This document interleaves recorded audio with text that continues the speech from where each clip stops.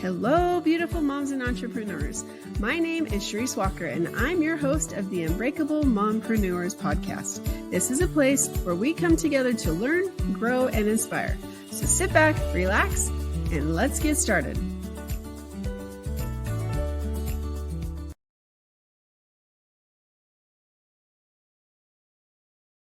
Hello, Unbreakable Mompreneurs. Are you a business owner that has employees in some leadership role and you're struggling or you're not quite sure how to motivate your employees or get them to do what you'd really like them to do on their own? Well, today is an episode for you because we have Allie Stewart in the house.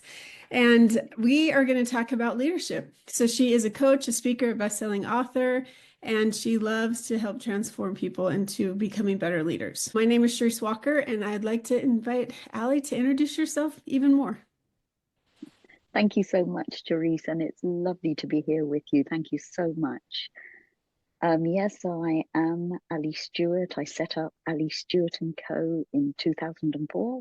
So we celebrated 20 years in business last year with a lovely event in London. It was brilliant.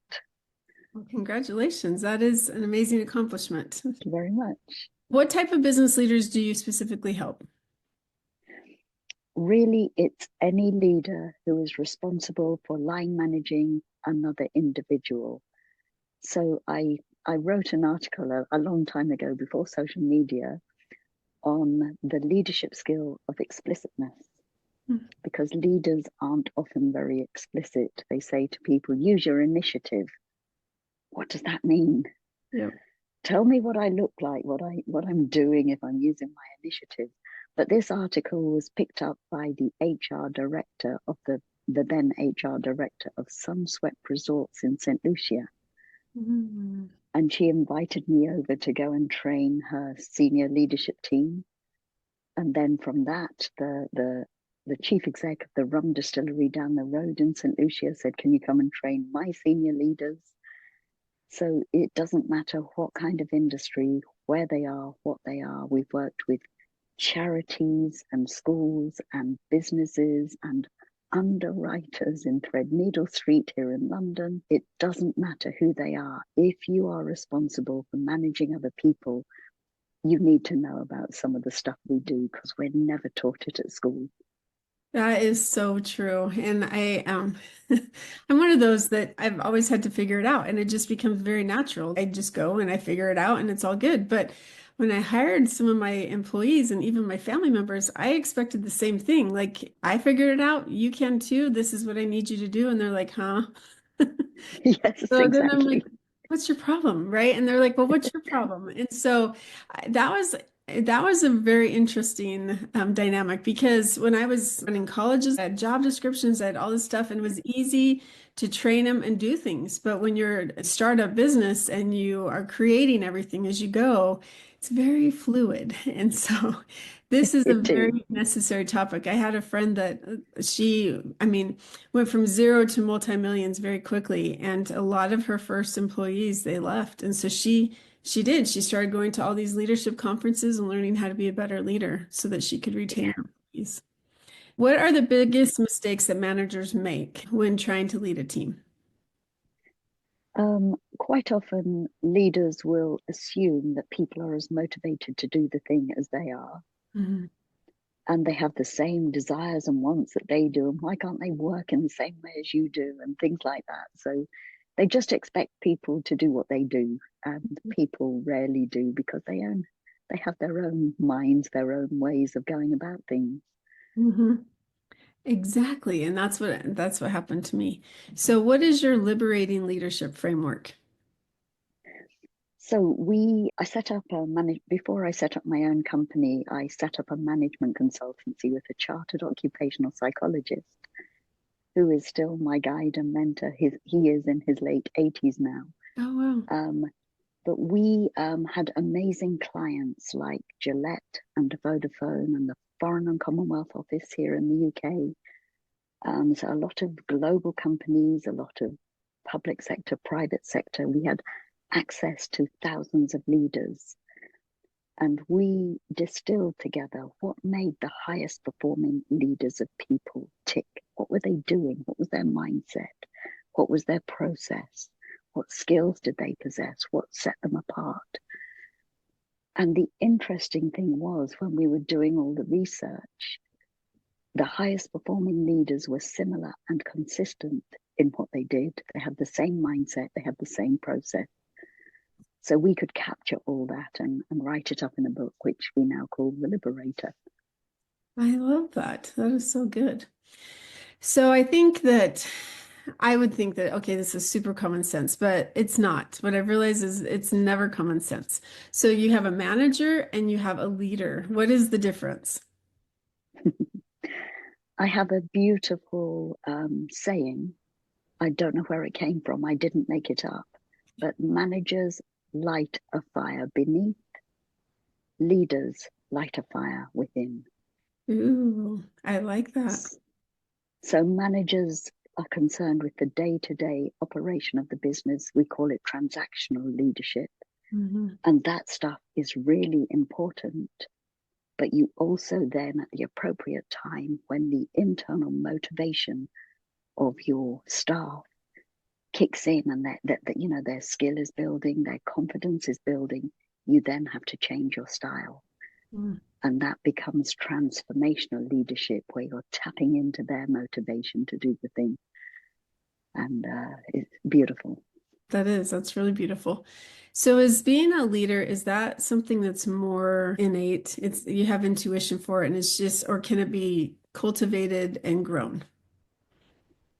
It can be cultivated and grown. Some people have this naturally, Mm-hmm. but other people can learn it. It is a process. And Derek, the psychologist, was a chartered engineer before he became a psychologist. And so what the Liberator has is it's like a beautiful engineered process. Look, do this first, do this next, and then do this, and you will be able to be a transformational leader. I love that. So what are some of the qualities that somebody needs to know? Because I know you have this whole program and we'll talk about that in just a little bit, but what are some characteristics or qualities that need to be developed? We have to start, first of all, you have to start with you. So we use a beautiful psychometric tool. The one we use is called Insights Discovery. Sadly, it's not my tool, but I am a practitioner and a distributor for it. But that first helps you to understand who you are. What sort of leader are you? What sort of leader do you want to be? Mm-hmm. What do you want to be known for when you've gone? And the insights model uses 4 colors. We call them color energies, and it doesn't matter which color you sit in. Anybody can be a leader, but you make it consistent, you make it visible so that your staff know where they are. Mm. And once you've done that, you need to get with the mindset of the leaders, which is one of high challenge and high support. Now, there's nothing new about high challenge and high support, but leaders are not very good at getting the balance right. Mm-hmm. Because you can imagine, if you're in an organization, and you've been in some, Charisse, so you'll know, if there's too much support and not enough challenge, Right. what happens? What happens there? Mm-hmm. Well, I can tell you from firsthand experience, for me, I end up doing a lot more of the stuff because Exactly. they just expect me that I'm just going to come do it. And then I'm like, wait, I need to learn that word delegation. Yeah. Yes, Yeah. absolutely. And if you have the opposite, which is too much challenge and very low support, what happens there? Chaos, uncertainty. Chaos. Yeah. Yes. And stress for people, they burn out. Mm-hmm. If you have low challenge, low support, it's very unhealthy, because it's not worth getting out of bed in the morning. And lots of organization in times of great change Mm-hmm. find themselves in that place. You can't stay there for long. Mm-hmm. So this sweet spot of high challenge and high support in powerful and equal combination leads to consistent high achievement and development in your people. You know, as you're saying this and describing it, I'm actually relating it to being a mom, right? Because Absolutely. as a parent, I've had several different children, as we talked about a little bit before. And like the first few, there were some challenges, but I kind of pushed them out of the nest to go start doing some things, quite frankly, because we had to. And now I have this, I don't want to point to some of my children out, but there's one child that has had very little challenge and everything's been taken care of. And now that movie Failure to Launch keeps Yes. playing in my head as a repeat because Yes. it's like they're afraid because they don't have that confidence in themselves because they haven't been pushed. And I'm like, dang, Exactly. how did I miss the boat on this one? And so it's like, Because okay, you're busy. exactly. But it's just little small wins because before it's Yes. like, I don't have time to teach. I'll just take care of it. I'll just take care of it. I'll just take care of it. And now this person doesn't really know what to do or how to do it. I forget to Exactly. do anything. And so I see this in children, I see this in employees because they're afraid. Like another good example, I'm giving too much dirty laundry, but we moved into this, right, where it's my husband and my house. And Yes. so he goes off to work, and it was 5 boxes a day. That was my goal. I got them all put away. Everything was great. Now he's afraid to do anything or to clean up because he doesn't know where anything goes. I'm like, I don't care. Just put it away. Here's this room. Where do you want it to go? I don't have a preference. Where do you want it to go? He's afraid to say something. Really, I don't care. Just do. That is And such a beautiful example. it's true though, because I mean, you have the laissez-faire type leader, you have the dominant, authoritative type leader, and it's really interesting as you start to learn these things, what happens, the good and the bad, or the Yes. ugly, I should Yes. say. Absolutely. Yes. So, So one of the principles, we have to set the ground rules both with children and mhm, with staff. This is the way we behave in this company mhm, or this family, this house, and it keeps everybody safe. yeah, We have a lovely analogy for the whole process, which mhm, is if you imagine that you've got a team of people, or all of your children, Charisse, mhm, you take them up to the top of a tall skyscraper. Do you call them skyscrapers in mhm, America? Yeah. yeah, Um, it's got a flat roof mhm, and it's dark, but you take them out onto the roof in the dark. There are no railings round the edge, mhm, so it's flat. They can fall off, and they've all got roller skates on. yeah. And Oh, you take them to the middle of the roof and you say to them, skate. wow. What do they do? Exactly. Yes, they huddle in the middle. They don't want to move. They don't want to fall off. Yeah. Yep. So now, if you floodlight the roof with a light that is so bright, which is your vision as a leader, as a parent, this is what we're trying to achieve here. And then you put the boundaries around the edge, which are the railings on the roof. These are the rules we're going to work within. And now please do your job, or at least skate. Yeah. And now they'll skate and use up the whole area of the roof because they know they're safe. They Right. know they can't fall. And for people in organizations, they know you're going to protect them Mhm. and you won't let them fall too far. They've got to make mistakes, but Mhm. that's okay. It's part of the learning. And then they'll do the most amazing twizzles and twirls that Mhm. you have never taught them, but just because they feel safe and confident to try. That is a gorgeous analogy because I'm very, very visual. And so I could totally see them all over, skating on the roof and doing what they need to. That was really cool analogy. So thank you for that. It's a And pleasure. it's true. I was going to say they've also done it with studies by taking children into the middle of a field with trees round the edge. Hmm. Can you imagine that as well? Hmm. If if it is just a huge field with trees round the edge and you say to the children, okay, you can play anywhere, Hmm. they'll typically play near you. Hmm. Now, if you put a fence in the field, either close to you or anywhere, and if you say to them, you can play within the fence, as long as you keep inside the fence, doesn't Hmm. matter where you go. Now, if any child tries to climb over the fence, you have to pull them back. Hmm. So this is your employee maybe going off the rails. You pull them back with feedback. Hmm. If you don't, then others will follow. And of course, if you let your children go off into the woods, there's danger out there. You don't want that. And you don't want your employees doing all sorts of other things. You need them to be doing the task in hand. That's true. There's also another study, I actually talk about it in this book, so little plug. But they talk about if you blindfold somebody and you put them in the middle of a field and say, hey, just walk a straight line, they actually walk in circles. And it's, I think, the same type of thing. If they're blinded, they don't know what to expect, they don't know what to do. And so they walk in circles, not intentionally, but there's no direction. They're not sure what to Yes, do. So it's the same. exactly.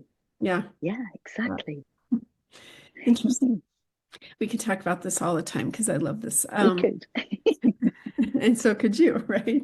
So Absolutely. what advice would you give somebody who is starting to hire not just one, but we'll say their first 3, 5, 10 employees? What advice would you give them?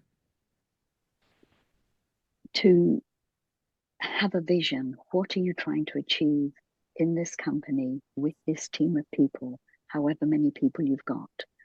What is the level of courtesy you expect between team members and with your suppliers, with your customers as well? What do you expect? What are you trying to achieve? What's your goal as an organization or a family? So you make it super clear so that people can decide if they want to be on that journey with you or not. And if they don't, they're welcome to follow their own vision elsewhere. But if they're here, they follow your vision right here, right now, and this is what it is. So you make it clear. And I think that that's important because you need to know that they're on the same, I call it the same bus as you. And if Yes, they're not, exactly. I'd rather you get off the bus when we go 5 feet than when we've already gone 100, right? Exactly. I don't want to Exactly. train more people. Yes, indeed. And there are certain places where it's safer to stop and get off the bus. Right, right. So yes. So these are kind of the ground rules, we call them, the rights and responsibilities of the leader and the rights and responsibilities of the team member. Beautiful. Do you also talk about promoting people? I don't want to talk about the Peter principle where you're promoted to your level of incompetence, but people who want to be able to grow within the company. And so you get them to be super good at this. And then you have all these tasks. But then as you continue to grow, then they can hyper focus on this area and you hire people like backfill, I guess is what I'm saying. Do you teach some of that? Well, if that's what your people want or that's what you need of them, then yes, absolutely, that's all part of it. Okay. Some people want to progress to be leaders, and it's no good just promoting people because they're the best at the task they're doing. Right. They have to want to lead and develop the best in others as well. Oh, that is so true. And that is so key. I want to re-emphasize that they have to want to be able to develop other people because Yes, some people, they just like the title because, they hey, do. I'm the boss. Exactly. I get to do this. But if you truly think about it, like, no, your goal should be to be able to develop other people so that they can grow and progress. Exactly. I love that. Exactly. And some people just want to be the specialist in the task they're doing. That's fine. Let Yep. somebody else lead the team. So there's an analogy, which I used to teach sociology, and my poor students, I played with their mind all the time. I think that's why it was their favorite class. And because we did these real life examples. And so this was at a time where liability wasn't as big of a deal. So we would go to a mountain, okay, a hill. It wasn't Utah, our mountains are really tall. So it was this hill, and it was called Ensign Peak. But I tell all my students, and I did this with young women from 12 to 18. I did this with men from 18 to 65 or 70. And I'd say, okay, see that peak up there? Your mission is to go there. I will see you up at the top. And within 5 minutes, no joke, you had 3 distinct groups of people.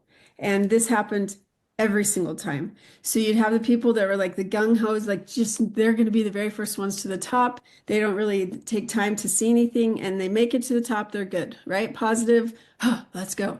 Then you have a second group of people and they're like, oh, look at this pretty flower. Oh, look at this and this. Oh, I love this, and they're talking and they're just walking and they're taking their time, but they're going to get there. And then there's this third group, which are the, do we really have to do this? This is stupid. Why do we have to? It was so interesting to me every single time. And I'd start at the front and then I'd slowly come to the back and then I'd eventually come to the very back. I'm like, come on, guys, you can do it. Let's go. And they're like, oh, and it was very interesting because when they finally all got up to the top, the reaction. And so we would talk about that. And Mhm. I think that in every organization, it's the same thing with the same type of people. You have some that do, they want to make it to the top, they want to be the people. And then you have the others that are like, I'm happy with where I'm at. I'm going to punch that clock and I'm going to do Exactly. everything. And I'm happy to help anybody on the process. And Yeah. then you have that third group where you're like, do you fit here or do you not? I remember having a conversation with one person that said, look, there's two people in this room. It was me and her supervisor. I said, there's two people in this room fighting for your job, and you're not one of them. And she just kind of looked at us and she's like, you're right. I don't enjoy this job. We're like, okay, so what are you going to do about it? And so I think that it is so fascinating to see what you can do and how you teach people. So I love hearing about it. And for the people that really don't want to be there, it's your job to help them move on as Yeah. fast as you can. Let's go. Yes. I love success stories. So what are some of the success stories that you have where you've had a leader that you've been able to coach and develop and has made this transformational impact? There was one charity with about 50 people in the charity, and there were three similar charities in the UK at the time. Mm.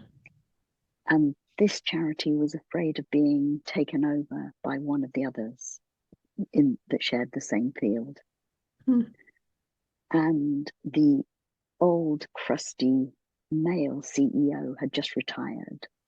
And so the female finance director had stepped up into the role while they looked for a new chief exec. And she called me in to help.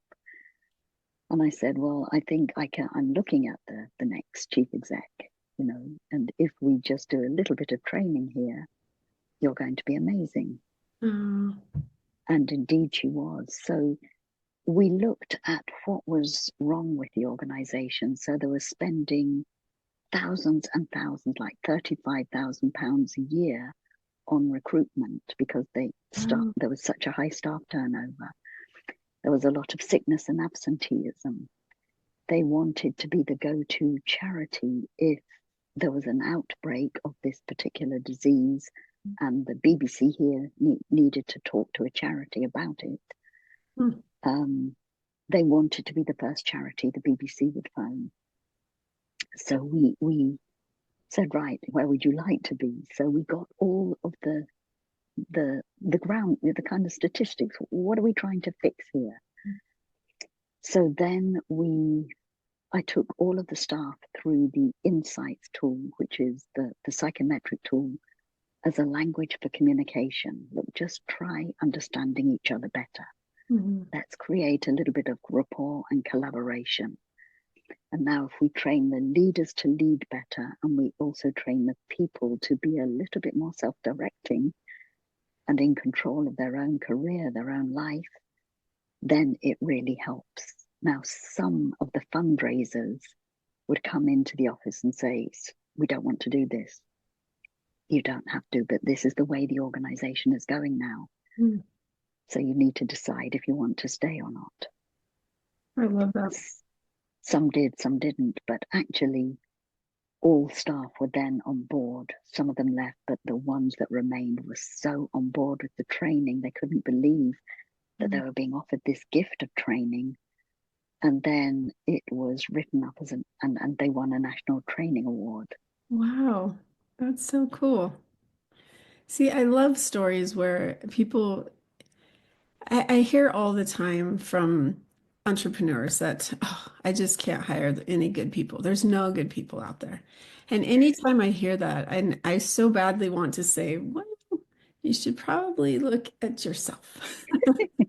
Um, Absolutely. because you're clearly not able to manage and lead and direct and train. And so that's why you're Yeah, not finding any good people out there because it really yeah, is probably you. There's so many people that want to do a good job. Like when I ran those colleges, it was as if it was my own college. And yes, there was a lot of people like that. They took serious ownership of their yes, departments, of their classrooms, and went well above and beyond. And yes. you just have to find those people, and they're all over the place. Because people, I don't believe people get up in the morning and go, what can I do to get fired today? They No. want to do a good job generally. Yeah, they do. Yeah. And there was another chap that was sent on our accreditation program for the leadership program. And he only knew on the Friday that he was coming to London on the Monday Mm, to attend this 3-day program. And he was very, very unhappy. And he just said, I don't want to be here. I mm, said, I can understand that. If I was told on Friday I was coming here on Monday, I'd be really cross as well. Because mhm. he had a lot of pre-work to do, which he had to do over the weekend. And I said, and if you decide to leave, I will support that and I will let your employers know why. Mhm.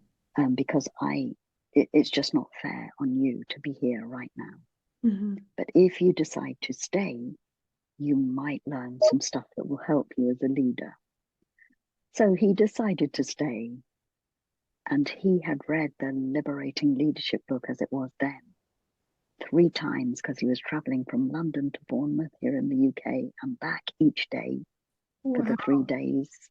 And he'd read the book 3 times on the journeys.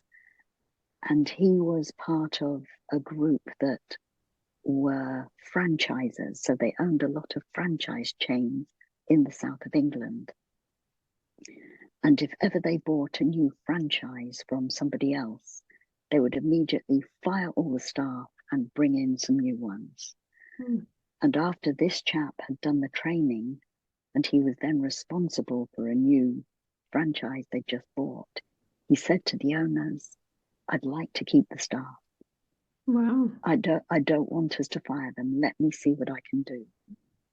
And he turned the staff around and it was amazing. Oh, see, I love stories like that. I remember going to one of my last schools that I managed, and in 2 years, we did not have a single person turnover. And we went from number 8 in the college group out of 8 to number 1. And it was very interesting because I would hear from corporate constantly about how this person should go and this person, they don't have any value and blah, blah, blah. And one person who their whole dream was to be able to teach in a classroom. And because she looked a little different than other people and didn't fit that mold that the corporate wanted, they wouldn't let her. And so my first thing when I went in there, I asked, what are your goals? And she goes, I would love to be a teacher. And I would say within 9 months, we got her to that position and the students loved her. And so Brilliant. it was just, I loved, that was probably my most favorite school that I was ever at. And Yeah, for many reasons, but it was just fun to see the yes, transformation and the self-esteem and confidence grow in those employees. It was fun. absolutely. Yes. And you have had to learn the hard way because you haven't had all the training. Right. So you've learned on the job. So yes, of course, you would have made mistakes in the beginning Yeah. because you can't know it all because Mhm. we don't ever get taught it. No, there was one, I don't even know if it's in my bookshelf. I'm looking, it might be on my other bookshelf. No, the Leadership Challenge. It's up there. That is probably my favorite book in my MBA program. That, oh my gosh, I learned so much about leadership and I just soaked that class in. It was just amazing. So it was fun. Yep. Brilliant. Well, I mean, what type of activities and things are you doing now? We are running a virtual accreditation. Um, the program I mentioned where we train people to be a bit more self-directing, Hmm. we call that the Pioneer Program. Okay. And that's all about developing yourself. And most leaders haven't done enough work on themselves. So I would always suggest do the work on yourself first. Mm-hmm. Learn how to give feedback properly, learn how to negotiate properly, build your emotional intelligence, your personal power, your sense of self. And then once you do that, you then learn how to lead and motivate others. So we've got a 6-session virtual pioneer program running from June until, can't remember, the 6 sessions, whenever it runs to. Mm-hmm. And then we have the Liberator program running through September, October. I love that. So this will be online. Anybody is welcome to join if they want to learn anything about this. Oh, that's amazing. So how do they find you then? How do they register? Very, very soon on our website, the dates will be live. So we've got an events page on the alliestewartandco.com website. Okay. And they'll be able to register there, and that'll be live probably in the next day or two. Thank you for that. So alliestewartandco.com. That's it. Yeah.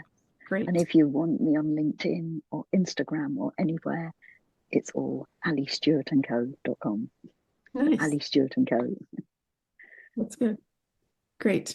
Well, one last question for you. I want you to imagine yourself sitting on a park bench, and this very young first-time mother comes and sits on the park bench next to you, and you start talking. And your whole life, from your babies till your grandbabies and all of the time in between, what is one piece of advice you would give that brand new mother? And it doesn't have to be just as a new mom, but just one piece of advice as a mother that you would want her to know. I would say to her, sleep more. Sleep is so important. It's more important than your health or your diet, because if you're not sleeping properly, those other 2 things are not going to work properly. I love that. And as a young working mother, I thought sleep was the one thing I could skimp on. I really thought I can work all the hours into the night once the children are in bed. I can get up early in the morning and crack on. I would sleep more because it's done untold damage. It does untold damage on the body if you're not sleeping properly. Sleep is a very important thing. I never thought of it as much, but definitely sleep is an important thing because, well, there's so much just research about sleep. We can do a podcast about it later, but that's good advice. Very good advice. Well, Allie, I really appreciate you being on the show. Leadership is such an important thing because we develop other people and we help them.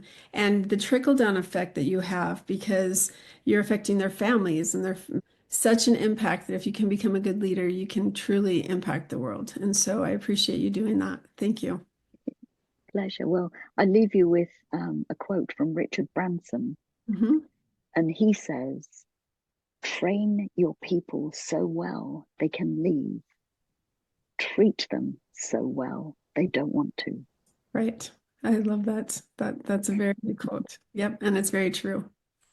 So Unbreakable Moms, take some golden nuggets out of this, that leadership really is not about you. It's about you helping other people live their potential and achieve their potential. And Allie has obviously some great resources and has had a lot of success. And so I hope that as you're going throughout your day, you think about, how can I impact the world?